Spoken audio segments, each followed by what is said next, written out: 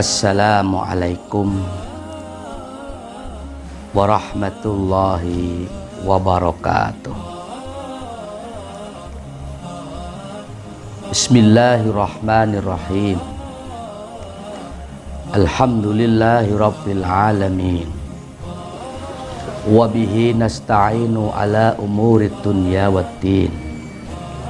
Wassalatu wassalamu ala asrafil anbiya'i wal mursalin Sayyidina wa habibina wa maulana Muhammadin wa ala alihi wa sahbihi ajma'in, amma ba'du. Saudaraku yang dirahmati oleh Allah subhanahu wa ta'ala, junjungan kita Rasulullah sallallahu alaihi wasallam bersabda, al-imanu nisfani, fanisfun fis sabri wa nisfun fis syukri. Al-imanu iman, nisfani itu dibagi menjadi dua bagian. Fanisfun maka setengah sebagian, fisobri itu tetap dalam sifat kesabaran. Wanisfun dan setengah sebagian satunya, fisukri yaitu ada dalam rasa syukur. Dalam hal ini junjungan kita Rasulullah Shallallahu Alaihi Wasallam memberikan penjelasan bahwa iman itu terbelah menjadi dua. Artinya apa? Satu bagian yaitu ada dalam sifat kesabaran, satu bagian lagi ada dalam sifat syukur kepada Allah subhanahu wa ta'ala. Itu artinya apa? Sebagai orang yang beriman kepada Allah subhanahu wa ta'ala, maka di situ hendaknya kita harus memiliki sifat sabar, tanamkan dalam hati kita masing-masing. Sabar apa? Yang pertama yaitu sabar untuk taat kepada Allah dan sabar untuk tidak bermaksiat kepada Allah. Yang kedua, misalkan sabar manakala kita mendapatkan sebuah ujian, diuji oleh Allah dengan kurangnya harta, dengan rasa sakit, rasa takut, dan lain-lain sebagainya. Sabar pula manakala keinginan doa-doa kita belum diijabah oleh Allah subhanahu wa ta'ala. Taat kepada Allah itu ringan diucapkan, akan tetapi kalau tidak ada niat dan tidak mendapatkan pertolongan Allah subhanahu wa ta'ala, maka itu akan berat untuk kita lakukan.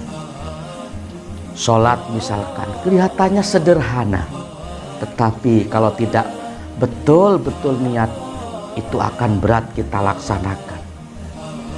Akan tetapi apapun bentuk ketaatan kita kepada Allah subhanahu wa ta'ala, jika itu kita terima dan kita laksanakan dengan rasa tulus, ikhlas, semata-mata mengharap ridhonya Allah, maka insya Allah ketaatan tersebut akan mudah dan ringan untuk kita jalankan.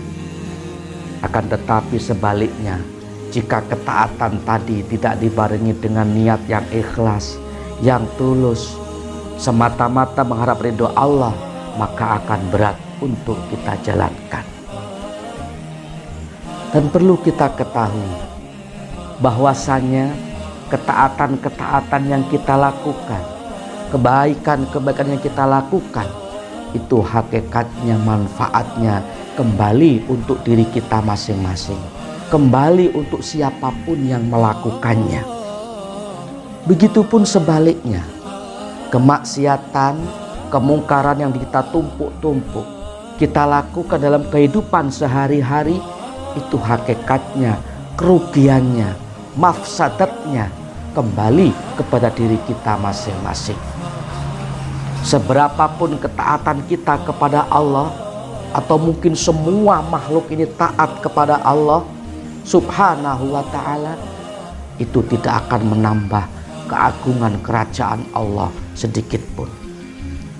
Begitupun sebaliknya, sebesar apapun kemungkaran, kemaksiatan, kedurhakaan yang kita lakukan, atau semua penduduk di muka bumi ini itu semuanya maksiat kepada Allah semua misalkan, itu pun tidak akan mengurangi keagungan dan kebesaran kerajaannya Allah Subhanahu wa ta'ala. Justru itu mafsadatnya akan kembali kepada diri kita masing-masing. Maka bagi orang yang beriman kepada Allah, seberat apapun perintah Allah, terutama yang sifatnya sifat wajib, maka perlahan sedikit demi sedikit orang tersebut akan melaksanakannya. Jika sudah terbiasa, maka insya Allah sebuah ketaatan tersebut bukan lagi menjadi sebuah beban, tetapi bisa menjadi sebuah kebutuhan. Ini yang pertama, simple, bahwasannya orang yang beriman harus memiliki sifat kesabaran. Sabar untuk taat kepada Allah dan sabar untuk tidak bermaksiat kepada Allah Subhanahu wa ta'ala. Setelah kita sabar dengan ketaatan, sabar dalam meninggalkan kemaksiatan, tentunya pun kita sebagai seorang yang beriman harus sabar manakala kita diuji oleh Allah Subhanahu wa ta'ala dengan sesuatu hal yang kurang mengenakan. Tentunya pun kita harus sabar manakala cita-cita, keinginan kita dan doa-doa kita belum dikabul oleh Allah Subhanahu wa ta'ala. Kita tetap sabar, tidak putus asa, tidak mengeluh, bahkan kita meyakini, orang yang beriman punya keyakinan apapun yang terjadi, ketika kita punya keinginan Allah belum mengabulkan dan Allah menguji kita dengan berbagai macam hal yang kurang mengenakan, itu insya Allah ada hikmah di balik kesemuanya, dan Allah Maha mengetahui dengan segala apapun yang terjadi kepada hamba-hambanya, terutama bagi yang beriman kepada Allah Subhanahu wa ta'ala.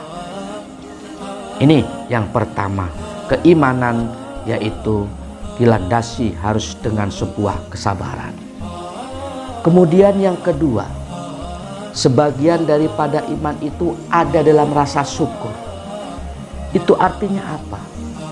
Sebagai seorang yang beriman kepada Allah Subhanahu wa ta'ala, maka wajib hukumnya kita untuk mensyukuri nikmat-nikmat Allah yang diberikan kepada kita. Syukur dengan lisan, syukur dengan hati, dan syukur dengan perbuatan. Syukur dengan lisan apa? Ketika Allah memberikan sebuah anugerah, sebuah kenikmatan kepada kita, lisan kita mengucapkan Alhamdulillahirabbil alamin. Syukur dalam hati artinya apa? Kita meyakini bahwa nikmat-nikmat Allah yang ada pada diri kita masing-masing itu hakikatnya adalah pemberian daripada Allah Subhanahu wa ta'ala dengan cara-caranya Allah. Dan yang ketiga yaitu as-syukru bil arkan, syukur dengan perbuatan, dengan menjalankan segala perintah-perintah Allah dan menjauhi segala larangan-larangannya. Jadi antara sabar dan syukur ini itu hendaknya menjadi sebuah pakaian dalam kehidupan sehari-hari bagi kita sebagai seorang yang mukmin. Sebab orang yang beriman itu tidak akan lepas daripada ujian Allah, maka kita harus sabar. Orang yang beriman itu tidak bisa lepas dari amanah dan kewajiban dari Allah, maka kita harus jalankan. Dan orang yang beriman siapapun itu tentunya tidak akan bisa lepas daripada nikmat dan anugerah-anugerah Allah Subhanahu wa ta'ala, dan itu tentunya harus kita syukuri. Insya Allah, jikalau kita berlahan sedikit demi sedikit, kita pupuk keimanan kita kepada Allah dengan sifat kesabaran, kita pupuk keimanan kita kepada Allah dengan rasa syukur keharibaan Allah Subhanahu wa Ta'ala, insya Allah kita akan menjadi pribadi orang yang beriman, yang memiliki kualitas di sisi Allah Subhanahu wa Ta'ala, dan insya Allah bobot kualitas keimanan kita akan ditingkatkan oleh Allah Subhanahu wa Ta'ala. Dengan demikian, mari saudaraku dimanapun berada, mumpung kesempatan masih ada, roh masih ada dalam diri kita masing-masing, mari keimanan kita hiasi dengan kesabaran dan syukur keharibaan Allah Subhanahu wa Ta'ala, hingga kita menjadi orang-orang yang beruntung baik di dunia ini, terlebih-lebih di akhirat nanti. Saudaraku yang dirahmati oleh Allah Subhanahu wa Ta'ala, sedikit yang Al-Fakir sampaikan, mudah-mudahan dapat dimengerti dan difahami, dan mudah-mudahan ada berkah manfaatnya. Apabila ada salah kurangnya, mohon dibukakan pintu maaf yang sebesar-besarnya. Hadanallahu wa iyyakum ajmain. Assalamualaikum warahmatullahi wabarakatuh.